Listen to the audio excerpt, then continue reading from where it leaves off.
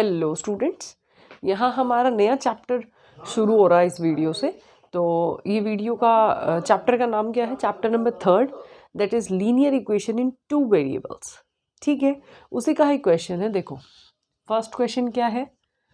Match the column है, मतलब कुछ इक्वेशंस दे रखी हैं और उसको कुछ ये दे रखा है कि मैच करना है। ठीक है, इक्वेशंस तो आपको दिख रही होंगी, पेयर्स दे रखे हैं, दो इक्वेशन के पेयर्स दे रखे हैं हमको। ठीक है, और यहाँ इक्वेशन यहाँ दे रखा है जिसके साथ मैच करना है। कॉलम बी दे रखा है no solution, infinite many solution और unique solution.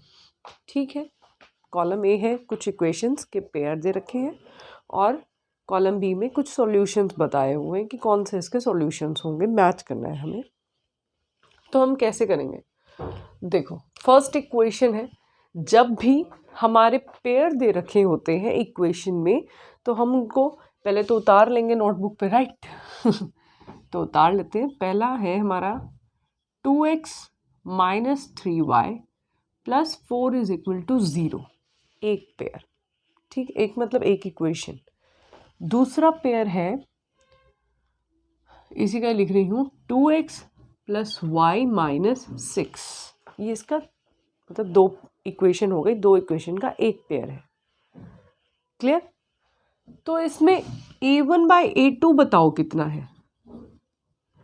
a1 by a2 मतलब coefficient of equation number 1, coefficient of x in equation number 1, and a2 क्या है? Coefficient of x in equation number 2। ठीक है, चलो a1 बताओ। इस इक्वेशन में x का कोफिशिएंट क्या है? 2 है, 2। ठीक है, उस इक्वेशन में x का कोफिशिएंट क्या है? 2 ही है, इसमें भी 2। ठीक है, नेक्स्ट अब हमें मतलब इसका निकालना है b1 बाय b2 का आंसर। इसका क्या है कोफिशिएंट? y का कोफिशिएंट बताना है। पहली इक्वेशन में क्या है?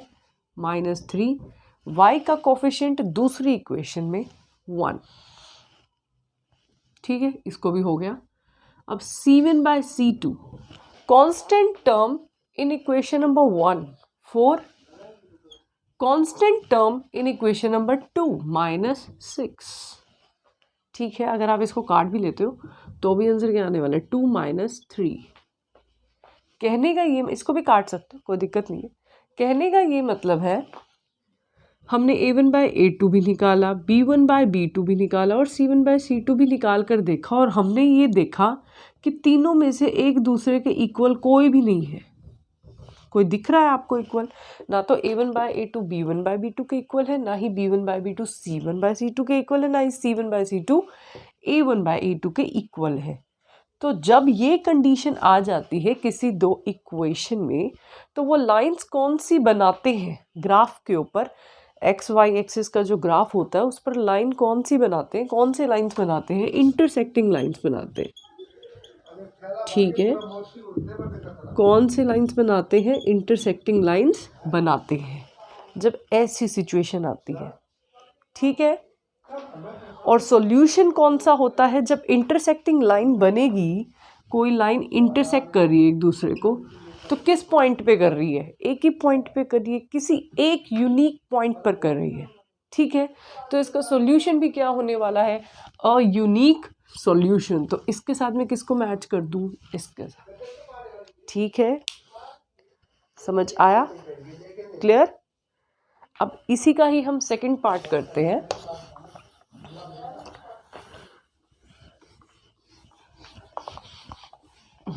यस, सेकेंड पार्ट करते हैं बी वाला।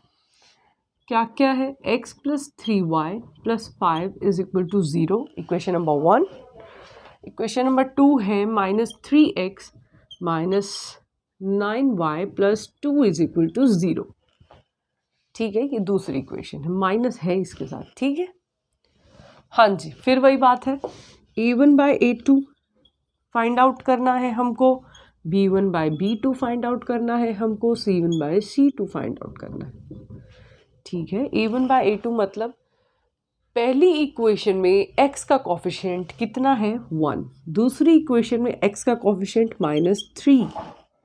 ठीक है, पहली इक्वेशन में y का कोफिशिएंट 3, दूसरी इक्वेशन में y का कोफिशिएंट -9। अगर हम इसको काटेंगे तो आंसर आएगा 1/-3। ठीक है। कांस्टेंट टर्म पहली इक्वेशन में, दूसरी इक्वेशन में कांस्टेंट टर्म कटते तो है नहीं, यही आएगा। ठीक है, तो इन तीनों को निकालने से फिर पता चला कि जो a1/a2 है वो इक्वल है b1/b2 के, इक्वल है 1/-3, और ये भी अगर हम काटते हैं तो 1/-3 ही निकलता है, तो मतलब इक्वल ही है। ठीक है, पर ये दोनों इक्वल नहीं है। किसके इक्वल नहीं है? C1/C2 के इक्वल नहीं है ये, क्योंकि C1/C2 की वैल्यू क्या है? 5/2, ये नहीं कट रहा। ठीक है, तो ये आ गई इक्वेशन, इस सिचुएशन। ठीक है, जब ऐसा कोई केस आ जाता है जहाँ पर दो चीज़ें a1/a2 और b1/b2 के इक्वल है पर वो C1/C2 के इक्वल नहीं है, तो हम क्या कहते हैं कि जो लाइंस होंगी आपस में, इनकी जो लाइंस बनेंगी ग्राफ के ऊपर, वो कैसी लाइंस होंगी? वो पैरेलल लाइंस होंगी। ठीक है, मुझे नहीं पता ये स्केच क्यों नहीं चल रहा है मार्कर। वो कैसी लाइन होंगी? वो पैरेलल लाइंस होंगी। ठीक है, जब ऐसी सिचुएशन आती है तो लाइंस होंगी पैरेलल, और तुम खुद सोचो जो लाइंस पैरेलल हैं कहीं पर भी इंटरसेक्ट नहीं कर रही। ठीक है, तो उसका सॉल्यूशन भी क्या निकलने वाला है? कुछ नहीं। तो आंसर क्या आएगा? No solution. तो इसके साथ मैं इसको मैच कर रही हूँ, नो सॉल्यूशन को। ठीक है, जहाँ पैरेलल लाइन है, जहाँ पर इंटरसेक्टिंग पॉइंट कोई है ही नहीं, वहाँ पर क्या आएगा? No solution. ठीक है, याद रह जाएगा। क्लियर? अब इसी में ही हम थर्ड क्वेश्चन कर रहे हैं। वो तो वैसे तो हम पता लग ही गया कि ये इसके साथ मैच होने वाला है, पर सिचुएशन बतानी है, लाइंस बतानी है। ठीक है, तो उसके लिए हमें फाइंड आउट करना पड़ेगा। देखो थर्ड पार्ट, x + 3y - 7 = 0। ठीक है, हाँ, मैं मार्कर देख रही थी कोई और पढ़ा है या नहीं पढ़ा है, नहीं चल रहा है ढंग से। 2x + 6y - 14 = 0, ये दूसरी इक्वेशन है। ठीक है, इसका a1/a2 निकालना है, b1/b2 निकालना है, c1/c2 निकालना है। a1/a2 क्या होगा? हाँ जी, इसमें देखो a1/a2 क्या होगा? पहली इक्वेशन में x का कोफिशिएंट क्या है? 1। दूसरी इक्वेशन में x का कोफिशिएंट है 2। इसमें भी पहली इक्वेशन में y का कोफिशिएंट है 3, दूसरी इक्वेशन में y का कोफिशिएंट है 6। क्या ये कट नहीं सकते? कट सकते हैं जी, 1/2 पे कट सकते हैं, हमें दिख रहा है, हमें पता है।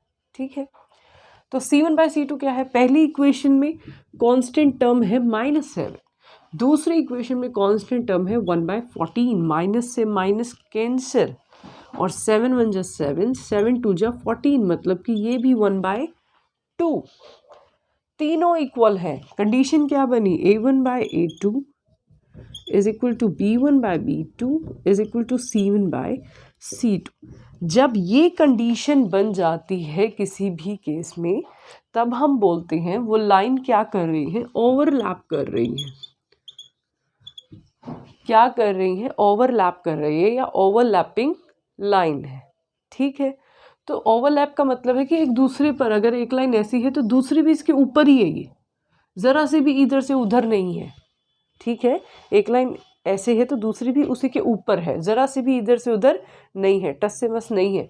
तो फिर तो कितने मर्जी सॉल्यूशन निकाले जाओ, ये भी इसका सॉल्यूशन, ये भी इसका सॉल्यूशन, ये भी बहुत सारे हैं इसके सॉल्यूशंस, तो बहुत सारे हैं, इसका मतलब इनफाइनाइट मैनी सॉल्यूशंस हैं इसके। ठीक है, बहुत सारे सॉल्यूशंस हैं जिसको हम काउंट भी नहीं कर सकते। तो ये किसके साथ मैच होगा? सेकंड वाले के साथ। समझ में आया? ठीक है, पूरा कॉन्सेप्ट कनेक्ट करना आ गया। अगर आपको इसकी लाइंस के बारे में भी पूछा जाए तो मैंने साथ में लाइंस के बारे में भी बताया है कि आप कैसे बता सकते हो। ठीक है, इन दो इक्वेशंस को देखकर बता सकते हो। Okay, thank you.